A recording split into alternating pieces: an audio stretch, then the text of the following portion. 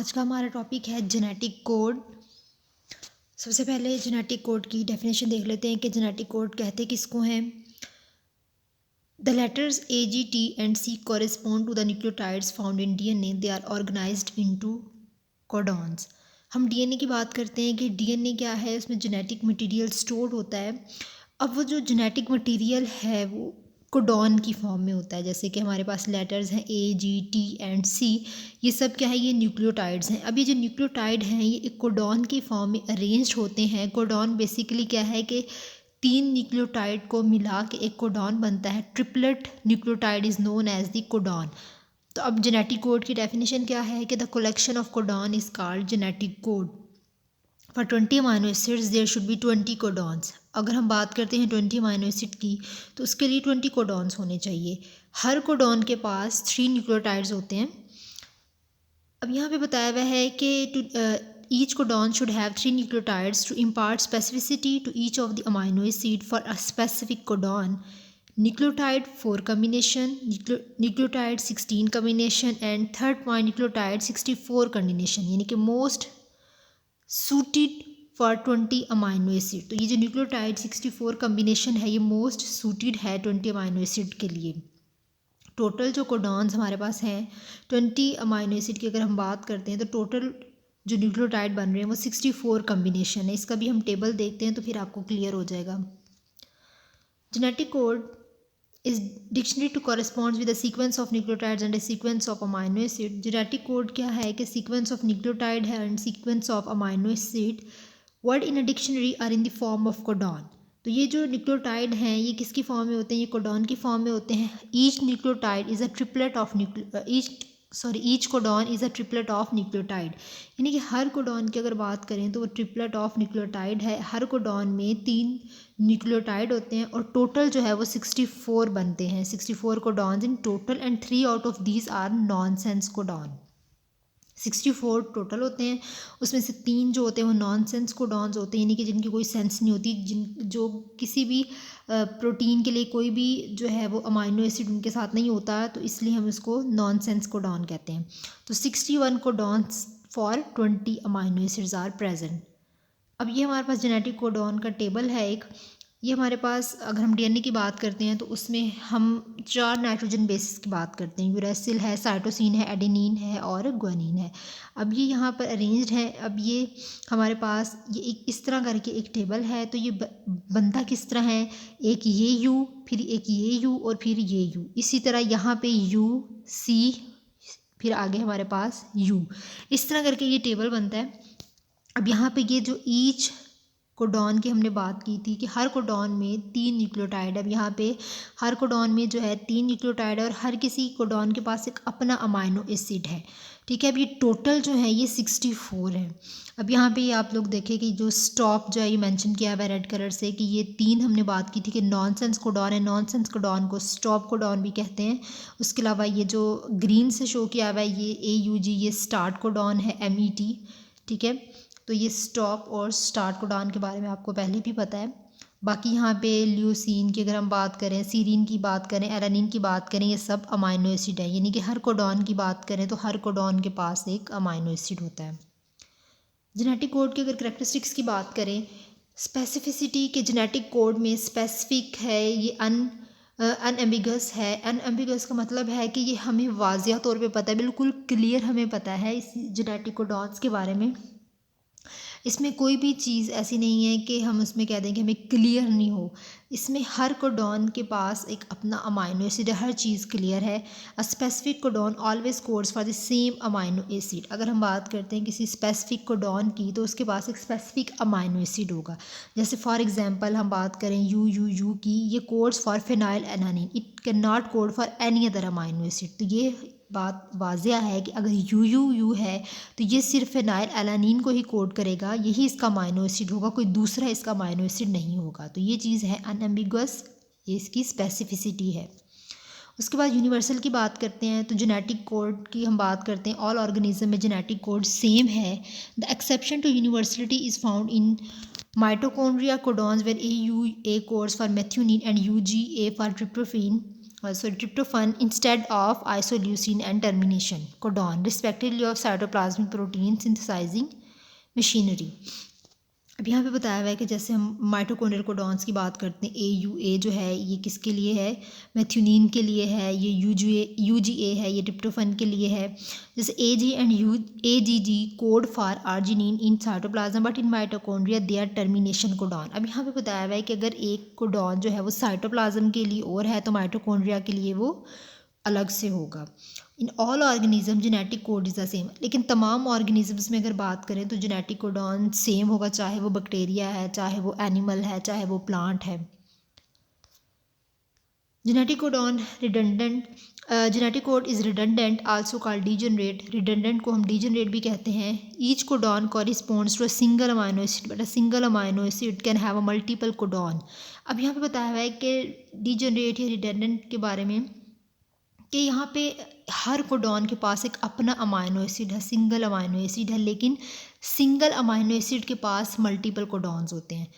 Accept tryptophan and methionine each amino acid has a multiple codon. लेकिन tryptophan और मेथ्यूनिन के अलावा अगर हम बात करें, जैसे हमारे पास यहाँ पे देखें ये UU है, UUC है, इन दोनों के पास देखें एक ही अमाइनो एसिड है. उसके बाद यहाँ पे ये देखें इन चारों के पास एक अमाइनो एसिड है. उसके अलावा यहाँ पे देखें इन चारों के पास एक अमाइनो एसिड है. यहाँ पे देखें कि ये 3 के पास एक अमाइनो एसिड है. तो इस तरह हम कहते हैं कि हर कोडॉन के पास एक सिंगल अमाइनो एसिड होता है, लेकिन एक अमाइनो एसिड के पास मल्टीपल जो है कोडॉन पाए जाते हैं. जेनेटिक कोड रिडंडेंट की अगर हम बात कर रहे थे तो उसके बाद आगे है genetic code non overlapping and non punctuated. All codons are independent set of 3 basis. जितने भी कोडॉन है वो इंडिपेंडेंट है, इसमें कोई ओवरलैपिंग नहीं पाई जाती.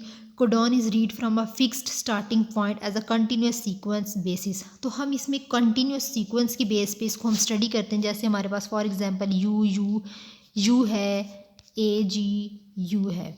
अब यहाँ पे ये ट्रिपलेट की फॉर्म में होते हैं. ऐसा ओवरलैपिंग ये नहीं है कि यू के बाद हम इसको UAG पढ़ना शुरू कर देंगे या फिर हम ये UUA UUG इस तरह नहीं पढ़ते. हम इसको कंटिन्यूसली, ये बिल्कुल हमारे पास कंटिन्यूस फॉर्म में है, इसको हम ट्रिपलेट फॉर्म में ही पढ़ेंगे UUU AGU. ठीक है, तो ये चीज़ अगर इसको हम ऐसे पढ़ देंगे कि ये UUGU तो ये ओवरलैपिंग हो जाएगी. तो इसमें ओवरलैपिंग नहीं पाई जाती, इसमें कंटिन्यूस पाया जाता है. तो इसके लिए इसका जो स्टार्टिंग पॉइंट है वो बहुत ज़्यादा इंपॉर्टेंट है, एक्सट्रीमली इंपॉर्टेंट है. और इसको हम जो स्टार्टिंग पॉइंट है उसे हम कह रहे हैं रीडिंग फ्रेम. अब आगे नॉनसेंस कोडॉन क्या है. इसमें 3 कोडॉन पाए जाते हैं आउट ऑफ 64 जेनेटिक कोडॉन, जो कि जिनके पास कोई अमाइनो एसिड नहीं होता. उनको हम कहते हैं टर्मिनेशन कोडॉन, स्टॉप कोडॉन या फिर नॉनसेंस कोडॉन. और वो कोडॉन कौन से हैं, ये MCQs में अक्सर पूछा जाता है. UAA UAG और UGA, इनके पास अपना कोई अमाइनो एसिड नहीं होता. The ribosome pauses and falls off the messenger RNA. ठीक है, इनको यूज़ किया जाता है अगर कोई, जैसे हम बात कर रहे हैं किसी भी प्रोटीन सिंथेसिस की, तो इनकी की वजह से उसको स्टॉप किया जाता है कि अब रेप्लिकेशन का काम हो गया, अब सिंथेसिस हो गई है. तो यहाँ पे जो रेड कलर से हाईलाइट हुआ हुआ है ये क्या है, ये स्टॉप कोडॉन है. अब इनिशिएटर कोडॉन क्या होते हैं कि AUG क्या है, ये इनिशिएटर कोडॉन है. इनिशिएटर कोडॉन को स्टार्ट कोडॉन भी बोलते हैं, लेकिन कुछ केसेस में GUG भी इनिशिएटर कोडॉन होता है. लेकिन मेथ्यूनिन, ज़्यादातर अगर हम बात करें, मेथ्यूनिन एक स्पेसिफिक अमाइनो एसिड है, सिर्फ एक सिंगल अमाइनो एसिड है जो कि स्टार्ट कोडॉन है, वो है AUG.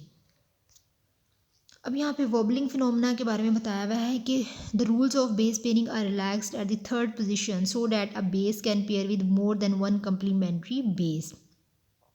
Some transfer RNA anticodons have inosine at the third position. अब यहाँ बताया हुआ है कि वॉबलिंग फिनोमेना जो है इसमें RNA के बारे में होगा कि RNA जो है उसके बारे में बताया हुआ है. DNA नहीं है, यहाँ पे RNA ही होगा बाइंड, यानी कि ट्रांसफ़र RNA है. कि कुछ ऐसे एंटीकोडॉन्स हैं जैसे कि आइनोसिन उनकी थर्ड पोजीशन पे होता है. आइनोसिन जो है वो पेयर कर सकता है UC और A के साथ. This means that we do not need 61 different transfer RNA molecules, only half as many are required. यानी कि जैसे फॉर एग्जांपल हम बात कर रहे हैं आइनोसिन की, आप बात कर लो या चले कोई और इसकी जगह कुछ भी सपोज आप कर लें. जैसे हमारे पास U है, U हमेशा बाइंड करता है, जैसे हम यहाँ पे बात कर रहे हैं U हमेशा बाइंड करेगा जी A के साथ. ठीक है, या हम इसको रहने देते हैं, हम ये कर लेते हैं, इससे आसानी हो जाएगी कि जी जो है ये बाइंड कर रहा है सी के साथ, हमेशा जी ने सी के साथ बाइंड करना है। लेकिन वॉबलिंग फिनोमेना ये है कि सम टाइम ऐसा होता है कि आरएनए जो है इसमें ना जी जो है वो सी की बजाय जी ने ए के साथ बाइंड कर दिया है। तो ये जो चीज़ है ये कहलाती है वॉबलिंग फिनोमेना कि हमेशा जी सी के साथ बाइंड करता है, लेकिन सम टाइम जी जो है वो कुछ ऐसा हुआ कि जी ने ए के साथ बाइंड कर दिया, तो ये चीज़ कहलाती है wobbling phenomena.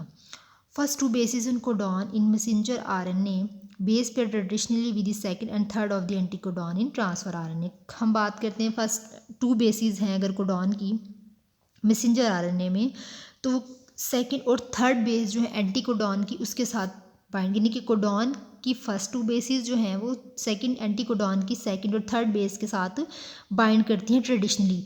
लेकिन non traditional base pairing is observe between the third base of the codon and the first base of anticodon. लेकिन अब इन्होंने देखा कि उसमें वॉबलिंग फिनोमेना की बात आ गई कि उसमें नॉन ट्रेडिशनल बेस पेयरिंग हुई। ये ऑब्ज़र्व किया गया कि जो थर्ड बेस थी कोडॉन की वो पहली जो एंटीकोडॉन की बेस थी उसके साथ हो गई, वरना थर्ड बेस ने उसकी थर्ड बेस के साथ ही होना था, लेकिन अब यहाँ पे थर्ड बेस फर्स्ट बेस के साथ हो गई। The reduced specificity between the third base of the codon and the complementary nucleotide in anticodon is responsible for wobbling। तो ये जो स्पेसिफिसिटी देखी गई है थर्ड कोडॉन और फर्स्ट कोडॉन के दरमियान में, ये रिस्पॉन्सिबल है वॉबलिंग की। तो ये वॉबलिंग फिनोमेना है कि ट्रांसफ़र आरएनए है, मैसेंजर आरएनए फर्स्ट बेस और ये उसकी थर्ड बेस है। अब ये जी सी जी है ये ट्रेडिशनल है, ए यू भी ट्रेडिशनल है और यू ए भी ट्रेडिशनल है। अब आगे यू जी जो है ये नॉन ट्रेडिशनल है, फिर जी सी भी ट्रेडिशनल है, फिर आगे जी यू, ये सब नॉन ट्रेडिशनल है। तो ये जो नॉन ट्रेडिशनल है that is the wobbling phenomena. Proline has 4 codon. The first 3 codon can be recognized by single transfer RNA having inosine at the first place. अब यहाँ पे कुछ क्लिनिकल सिग्निफिकेंस के बारे में भी बताया हुआ है कि म्यूटेशन जो है उसमें जेनेटिक कोड को बहुत वेल एक्सप्लेन किया हुआ है। म्यूटेशन क्या होता है कि म्यूटेशन में हम बात करते हैं कि अगर कोई डीएनए है, जेनेटिक मटेरियल है, उसमें कोई एरर आ जाता है तो उसके नतीजे में कोई चेंजिंग्स होती हैं, तो उस प्रोसेस को म्यूटेशन कहा जाता है। डीएनए डैमेज होता है किसी भी एरर की वजह से, तो वो चीज़ कहलाती है म्यूटेशन। अब म्यूटेशन की कुछ टाइप्स हैं जिसमें जेनेटिक कोड को बहुत अच्छे से एक्सप्लेन किया हुआ है। सबसे पहले साइलेंट म्यूटेशन है। साइलेंट म्यूटेशन में क्या होता है कि कोई single nucleotide changes A to G same amino acid incorporated, mutation goes unnoticed. जैसे साइलेंट म्यूटेशन में क्या होता है कि हमारे पास जो है 2 अमाइनो एसिड हैं। हमेशा क्या होता है कि जैसे जो 2 चीज़ें हैं ना वो सेम होती हैं मोस्टली, जो कोडॉन्स बनते हैं अगर ग्रुप में हम देखें ना, जो टेबल हमने देखा है। अब क्या होता है कि उसका जो थर्ड कोडॉन है, जैसे हमारे पास ये ए है, इसमें कोई तब्दीली आ गई है, जो वाइट से शो किया हुआ है इसमें कोई तब्दीली आ गई है, तो ये जो साइलेंट म्यूटेशन होती है इसमें क्या होता है कि इसमें जो हमारे पास प्रोटीन बनती है एंड पे, उस थर्ड कोडॉन की वजह से उसमें कोई चेंज नहीं आ रहा, हालांकि उसमें उसकी थर्ड पोजीशन चेंज हो गई है किसी भी एरर की वजह से, कोई एरर आ गया है तो वो थर्ड जो है उसकी कोडॉन में हम देख रहे हैं न्यूक्लियोटाइड चेंज हो गया, लेकिन उसके नतीजे में जो प्रोटीन बन रही है फिर भी वही बन रही है, कोई उसमें जो म्यूटेशन होती है वो अननोटिस्ड होती है। तो ये चीज़ कहलाती है साइलेंट म्यूटेशन। अब मिससेंस म्यूटेशन में क्या होता है कि सिंगल न्यूक्लियोटाइड चेंज है to C different amino acid incorporated, loss of functional capacity of protein.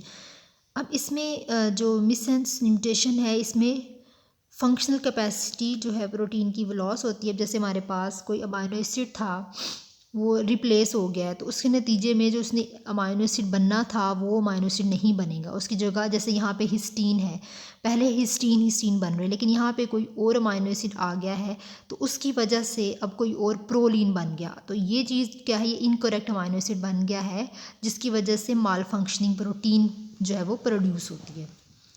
अब आगे नॉनसेंस म्यूटेशन में क्या होता है कि नॉनसेंस म्यूटेशन में जो सिंगल न्यूक्लियोटाइड जैसे यहाँ पे जो है चेंजिंग हुई, लेकिन यहाँ पे देखें यहाँ पे कुछ और बन रहा है, यहाँ पे एंड पे स्टॉप का वर्ड लिखा हुआ है। तो नॉनसेंस म्यूटेशन में ये होता है कि थर्ड जो न्यूक्लियोटाइड है वो चेंज होता है, लेकिन यहाँ पे ये प्रोटीन बनने से पहले मैसेज भेज देता है कि अब आगे इस प्रोसेस को रोक दिया जाए, क्योंकि इस प्रोसेस को अगर नहीं रोका जाएगा तो कोई और प्रोटीन बन जाएगी, एक गलत प्रोटीन बनेगी, तो इसलिए यहाँ पे ये स्टॉप कर देता है, फ़ौरन से प्रोसेस को रोक देता है, वो कंप्लीट नहीं होता उसको पहले ही रोक देता है।